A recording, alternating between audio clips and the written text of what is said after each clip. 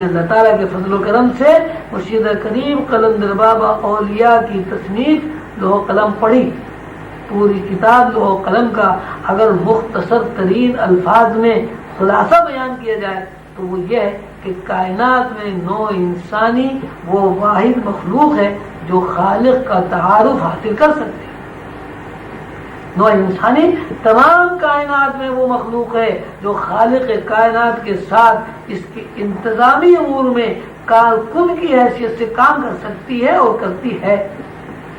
اللہ تعالیٰ نے ساری کائنات ایک نظام کے تحت ایک ایڈمنسٹریشن کے تحت بنائی ہے اور مستقل اس ایڈمنسٹریشن سے اس سارے نظام کو متحرک کیا ہوا ہے.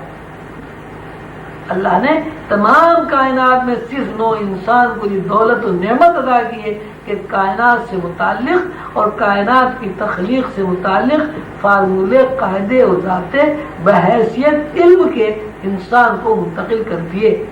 اور جب کوئی انسان اللہ کے علوم کو جو نظامت سے متعلق ہے سیکھ لیتا ہے تو وہ کائنات میں ایک ایسی حیثیت اختیار کر لیتا ہے کہ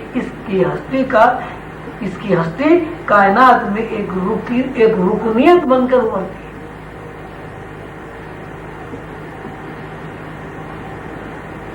اور جب کوئی انسان اللہ کے علوم کو جو نظامت سے متعلق ہیں سیکھ لیتا ہے تو وہ کائنات میں ایک ایسی حیثیت اختیار کر لیتا ہے کہ اس کی ہستی کائنات میں ایک رکنیت بن کر ابھرتی ہے اور وہ پھر اللہ کی نیابت و خلافت کے فرائض انجام دیتا ہے. جب کوئی بندہ اللہ کی نیابت اور انتظامی امور کے اختیارات کو سمجھ لیتا ہے سیکھ لیتا ہے تو چونکہ وہ کائنات کا رکن بن جاتا ہے اس لیے ساری کائنات اس کی دست نگر بن جاتی ہے. کائنات سے مراد جمادات، نباتات، حیوانات، فرشتے، تمام کائنات کے افراد ہیں. کتاب لوح قلم ہمیں یہ راستہ دکھاتی ہے کہ ہم بحیثیت انسان کے اللہ کی ایسی مخلوق ہیں کہ اگر ہم اللہ کے دیے ہوئے وصف کو جو ہمارے اندر موجود ہے تلاش کر لیں تو ہماری حیثیت مخلوق میں رہتے ہوئے یعنی کائنات میں ایک ممتاز رکن کی ہوگی. یہ اس کتاب کا مختصر تعارف یہ بیان ہے. جو کتاب آپ نے پڑھی ہے یہ اس کتاب کا مختصر تعارف یہ بیان ہے جو کتاب آپ نے پڑھی ہے اور جس کو سبقن پڑھ کر تشریح آپ کے سامنے بیان کی گئی ہے. یہ بات ذہن نشین ہو گئی ہے کہ دنیا میں اسپیس ہے، یہ ساری کائنات کی اربوں خربوں دنیا ہیں، سب میں اسپیس کی مکانیت ہے. یہ ساری کائنات میں جتنی زمانیت ہے وہ سب ایک اطلاع روشنی ہے. یہ ایسی اطلاع ہے جو ہر آن اور ہر لمحہ ایک طرف نزول کرتی ہے اور دوسری طرف صعود کرتی ہے. نزول اور صعود کے دو رخ ہیں، نزول کے دو رخ اور صعود کے دو رخ ہیں. اس طرح ساری کائنات چار ادراک میں بند ہے. کتاب لوح قلم کا طالب علم اور لوح قلم کا سمجھنے والا کوئی بھی سالک اس بات سے بخوبی آگاہ ہو جاتا ہے کہ یہ ساری کائنات ادراک کے علاوہ کچھ نہیں ہے اور ادراک بذات خود ایک اطلاع ہے. ایسی روشنی، ایسی اطلاع جس روشنی یا اطلاع کا تعلق اپنا ذاتی نہیں ہے. اس اطلاع یا سورس کا تعلق براہ راست خالق سے ہے. یہ بات آپ حضرات کو اچھی طرح معلوم ہے کہ سننا، دیکھنا، محسوس کرنا، چھونا سب اس وقت تک ہے جب تک آپ کے اندر روح موجود ہے اور یہ روح آپ کو اطلاع دیتی رہتی ہے. اور جب روح دیکھنے، سننے، چھونے، محسوس کرنے کی اطلاعات فراہم نہیں کرتی تو ہم نہ دیکھ سکتے ہیں، نہ سن سکتے ہیں اور نہ محسوس کر سکتے ہیں. مطلب یہ ہوا کہ زندگی اور زندگی کے تمام تقاضوں اور احساسات کا تعلق محض اطلاعات پر ہے.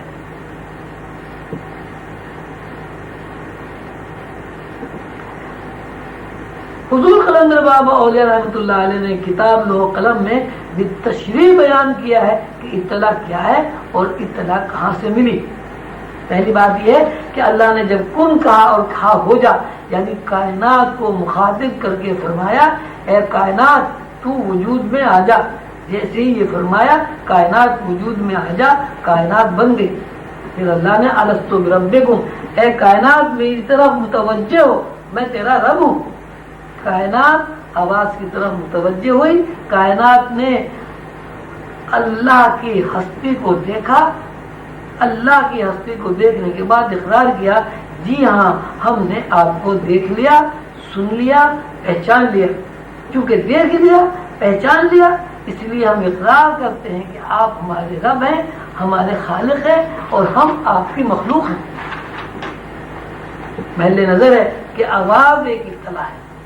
آواز کے بعد بصارت کا پیدا ہونا، بصارت بھی ایک اطلاع ہے.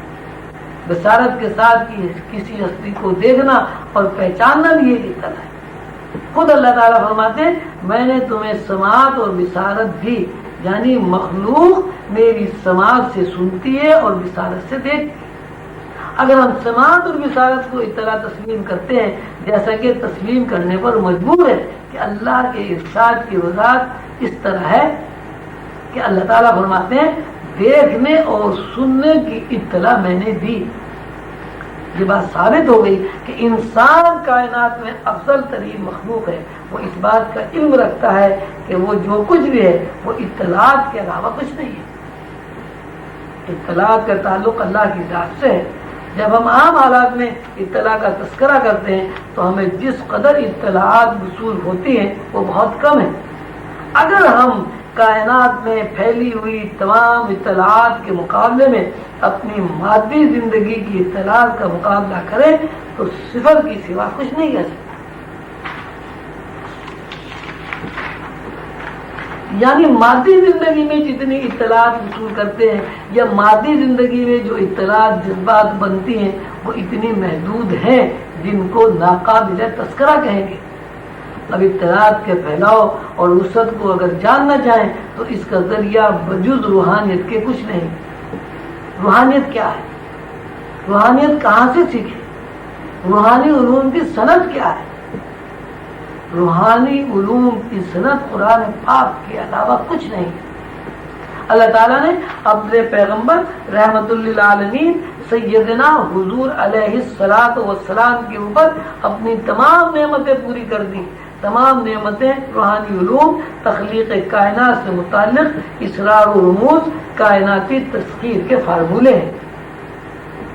سیدنا حضور علیہ الصلوۃ والسلام نے اس نعمت کو جو اللہ تعالیٰ نے ان پر پوری فرما دی تمام کا تمام قرآن پاک میں بیان فرما دیا.